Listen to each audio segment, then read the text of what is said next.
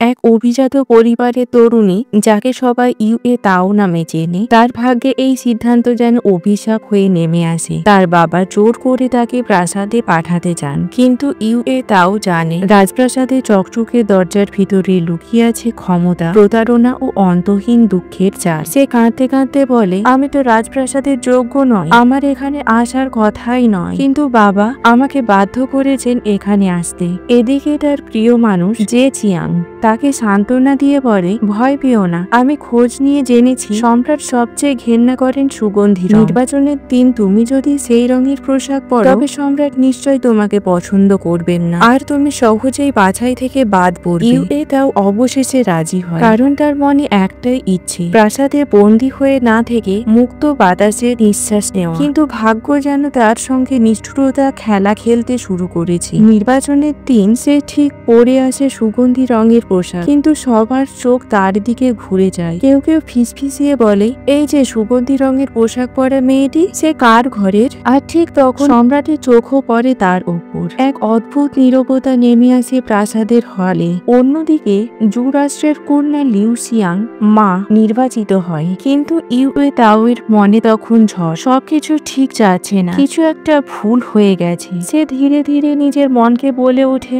না, এটা ঠিক নয়, এটা একদমই ঠিক নয়। ভাগ্যের পরিহাসে যে রঙের পোশাক পরে সে প্রত্যাখ্যান হতে চেয়েছিল, সেই রঙই তাকে প্রাসাদের কেন্দ্রে এনে দাঁড় করিয়ে দিল। আর এভাবেই এক নিচ্ছু কিশোরীর ভাগ্য বাধা পড়ল রাজশক্তির অদৃশ্য সোনার খাঁচায়, যেখানে প্রতিটি হাসির আড়ালে লুকিয়ে থাকে ষড়যন্ত্র, ভালোবাসা ও অশ্রুতে লেখা এক অনন্ত কাহিনী। রাজপ্রাসাদের সেই অন্ধকারময় রাত, চারিদিকে আতঙ্ক ও ষড়যন্ত্রে ভরা পরিবেশ। ইউএ তাও এখনো বুঝে উঠতে পারছে না তার জীবনে এমন অপ্রত্যাশিত ঝড় কেন নামলো। সে কাঁপা কাঁপা গলায় বলে ওঠে, দাদা তো বলেছিল সম্রাট সবচেয়ে বেশি ঘেন্না করে সুগন্ধি রং, তাহলে এমনটা কেন হলো? আর মুখে বিস্ময় আর ভয়ের ছাপ, কারণ যেটা তাকে বাঁচানোর কথা ছিল সেটা যেন তার সর্বনাশ ডেকে আনলো। পাশে দাঁড়ানো এক নারী তীব্র কণ্ঠে হেসে উঠে বলে, হায় ঈশ্বর, মুখে বললে নির্বাচিত হতে চাও না, অথচ গোপনে সম্রাটের পছন্দের কালারের পোশাকই পরে এসেছো। ইচ্ছা করে সুগন্ধি রঙের পোশাক পরেছো, তাই না? তুমি আসলে কাকে অপমান করতে চাও,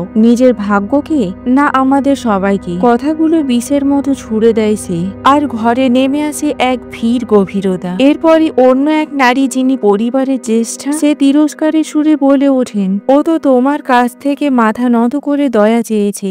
ইউএন টাং সুভদ্র ও নম্র মেয়ে, সে কখনোই তোমার সঙ্গে প্রতিযোগিতা করবে না, কিন্তু এখন যা হয়ে গেছে তা আর পাল্টানো সম্ভব নয়। সে এক কাপ ওষুধ এগিয়ে দেয় এবং বলে, এই ওষুধটা খেয়ে নাও। ইউএ তাওর চোখে তখন আতঙ্ক ছড়িয়ে পড়ে, কিন্তু কেউ করুণা দেখায় না, বরং তার উপর জোর করা হয়। কেউ ধরে রাখে, কেউ ঠেলে দেয়। ওষুধ জোর করে তার মুখে ঢেলে দেওয়া হয়। ইউএ তাও কাঁপতে কাঁপতে বলে ওঠে, তোমরা এমনটা করছো, কিন্তু একবার ভাবছো না চেংসিন দাদা জানলে কি হবে তোমাদের? তখন কেউ কেউ ব্যঙ্গ সুরে বলে ওঠে, এখনো কি বিশ্বাস করছো চেংসিন তোমাকে রক্ষা করবে? দেখো, এটা চেংসিনের বিচ্ছেদের চিঠি, নিজের চোখেই দেখে নাও। চিঠিটা ইউএ তাওয়ের সামনে ছুড়ে দেওয়া হয়, আর সে তাকিয়ে থাকে এক দৃষ্টিতে। অবিশ্বাসী ফিসফিসিয়ে বলে, না, এটা অসম্ভব। জবাবে সেই নিষ্ঠুর কণ্ঠ শীতল ভাবে বলে ওঠে, কিছুই অসম্ভব নয়। চেংসিন যতই শক্তিশালী হোক না কেন, তারা তো সম্রাটের দেওয়া উপাধিধারী পরিবার। চেংসিন কি সাহস করবে সম্রাটের সঙ্গে এক নারীর জন্য প্রতিযোগিতা করতে? এই কথাগুলো সঙ্গে সঙ্গে যেন ইউএ তাওর অন্তরটা ছিঁড়ে যায়, আর চোখে ঝরে পড়ে নিরাশার অশ্রু। মুখে শেষ প্রতিরোধের শব্দ, না, এটা অসম্ভব। কিন্তু ততক্ষণে রাজপ্রাসাদের নীরব অন্ধকারে তার অন্ধকার আওয়াজ মিলিয়ে যায়। রেখে যায় কেবল এক তরুণীর ভাঙা স্বপ্ন, অপমান আর এক অনিশ্চিত ভবিষ্যতের শুরু। রাজপ্রাসাদের ভারী দেওয়াল আর নরম মখমলের পর্দার আড়ালে চলে রাজনীতির এমন এক খেলা, যেখানে মানুষের হৃদয়, অনুভূতি আর সম্পর্ক সবই কেবল কৌশলের অংশ। ইউএ তাও ছোটবেলা থেকেই জানতো প্রাসাদের দুনিয়া সুন্দর হলেও এর ভিতরে লুকিয়ে আছে অসংখ্য কাঁটা, কিন্তু সে কখনো ভাবেনি একদিন তাকে সেই কাঁটার পথে পা রাখতে হবে। সময় গড়ায়, আর অবশেষে নির্বাচনের দিন আসে, যেদিন সারা রাজ্য থেকে সব প্রাপ্ত কন্যারা আসে প্রাসাদে সম্রাটের স্নেহ পাওয়ার আশায়। ইউএ তাওর মনে তখন হাজারো প্রশ্ন, হাজারো ভয়। প্রাসাদে সবাই মুখে মুখে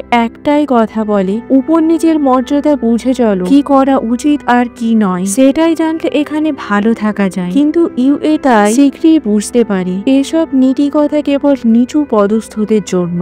এক দাসী সামান্য ভুল করতেই এক অভিজাত কন্যা ঠাট্টা গলায় বলে ওঠে, এই ধরনের নিচু বংশের দাসীরা কি কখনোই আমাদের সঙ্গে তুলনা হতে পারে? সবাই হেসে ওঠে, অথচ ইউএ তার বুকটা মোচড় দিয়ে ওঠে। এই হাসির আড়ালে সে নিজের ভবিষ্যৎ দেখতে পায়। প্রাসাদে গর্ভের সঙ্গে ঘোষণা করা হয়, আজ আমরা রাজ পরিবার থেকে নির্বাচিত সুন্দরীরা আগামী দিনে আমাদের কেউ কেউ হবে রাজপ্রাসাদের সর্বোচ্চ মর্যাদাপূর্ণ উপপত্নী। কিন্তু এই গর্ভ পরিণত হয় প্রতিযোগিতায়। একজন কটাক্ষ করে বলে ওঠে, তুমি যদি উপপত্নী হও তাহলে আমাকে কোথায় রাখবে? তখন সবার মুখ গম্ভীর হয়ে যায়, কারণ কক্ষে প্রবেশ করছেন গুইফেই মহারানী। সবাই তৎক্ষণাৎ নত হয়ে মাথা নিচু করে বলে, গুইফেই মহারানী, আপনার প্রতি শ্রদ্ধা জানাই। গুইফেই ধীরে ধীরে চারপাশে তাকিয়ে জিজ্ঞেস করলেন ঠান্ডা কণ্ঠে, সবে তো কেউ বলছিল উপপত্নী হতে চায়, সেটা কে?